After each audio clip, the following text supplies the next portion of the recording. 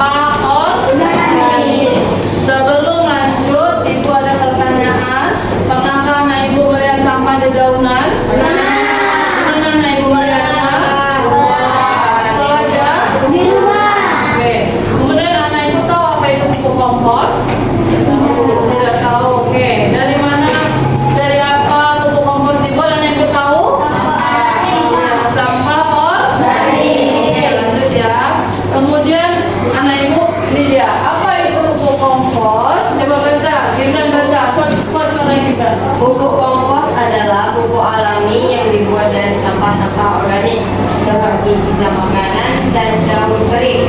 Sampah ini dibiarkan membusuk dan berubah menjadi tanah yang kaya nutrisi, sehingga bisa membantu tanaman tumbuh lebih baik tanpa bahan kimia. Oke ya, ini ya. Jadi pupuk kompos itu pupuk alami yang dibuat dari sampah-sampah organik.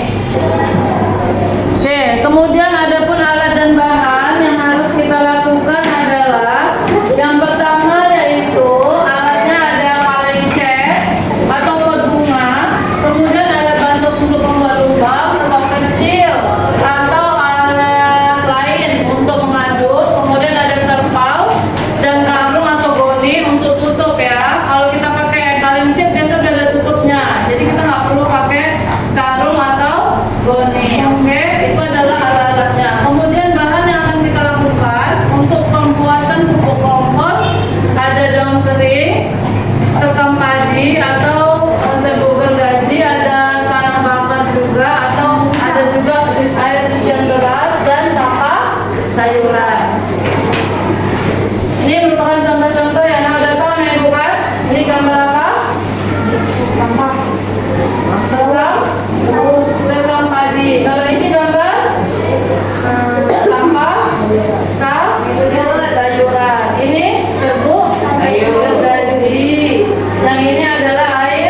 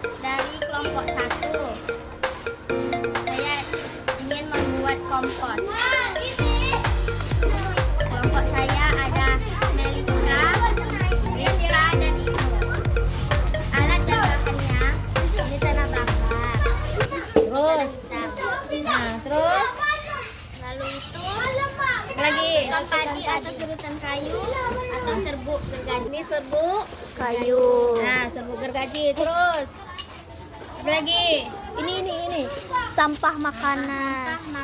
Sisa-sisa apa lagi? potongan Sayur. dan daun kering. Daun kering mana? Dicampur situ, Bu. Nah, dah. Mulai. Ini air beras. Saya Siti Naura Amanda. Saya dari kelompok 2 tujuan. Saya di sini untuk membuat kompos. Alat dan bahannya ini serbuk kayu. Keluarkan. Nah, buka.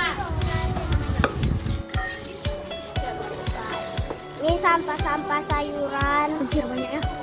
Tanah bakar ya. Tanah bakar. Ini daun kering. Ini pot yang sudah dilubangi. Ini air berasnya. Halo. Oke. Masukkan ke sini, Bu. Iya. Tanah kita campur. Baik tanah yang jadi daripada tanah Edoni. Nah, masuk serbuk gergaji.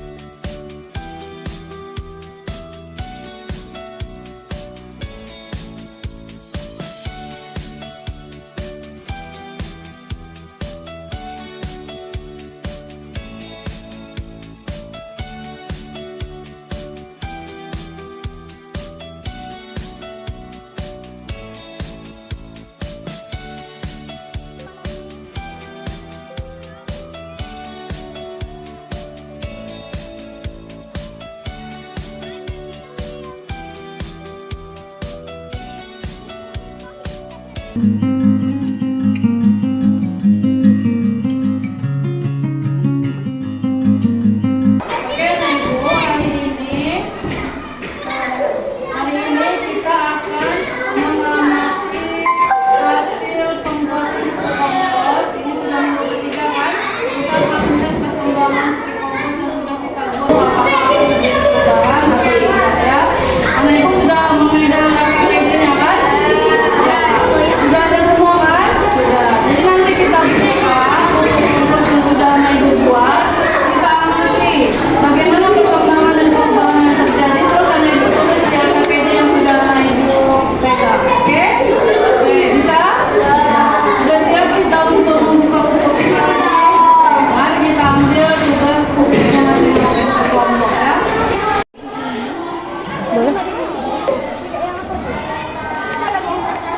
Ini kelompok berapa nak? Kelompok 3, Bu. Gimana perkembangan pupuk komposnya? Oke, lembab. Masih ada nggak itunya? Udah mulai hancur ya? Oke.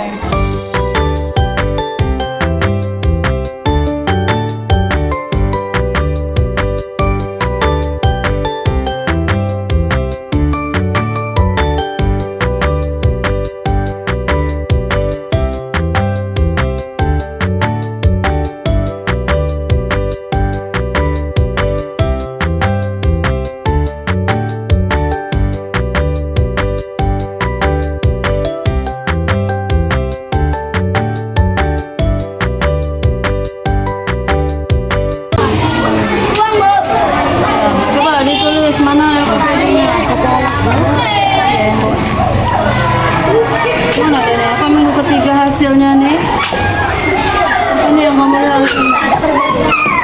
Berbau ya? Biasa. Tidak berbau.